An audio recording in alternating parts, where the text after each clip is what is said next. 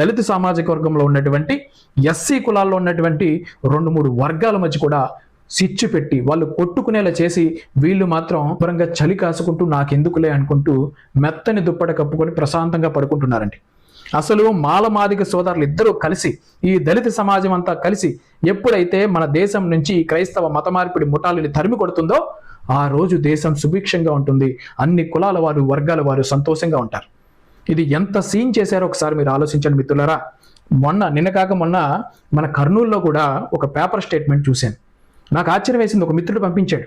ఏంటి అంటే, దళితులని చెప్పి అగ్రవర్ణాల వారు గుళ్ళోకి రానివ్వలేదు, అప్పుడే పెళ్ళైనటువంటి దంపతుల్ని స్వామివారి గుళ్ళోకి రానివ్వలేదు, పంతులు గారు ఆశీర్వదించలేదు అంటూ పెద్ద అక్షరాలతో దళితులపై అగ్రవర్ణాల దాడి అంటూ వేసారండి. నేనే బాధపడ్డా, అరే ఈ రోజుల్లో కూడా ఇలాంటి ఏంట్రా మీకు మూర్ఖత్వం అని చెప్పేసి నేను మన వాళ్ళతో కొంత ఎంక్వైరీ చేసే ప్రయత్నం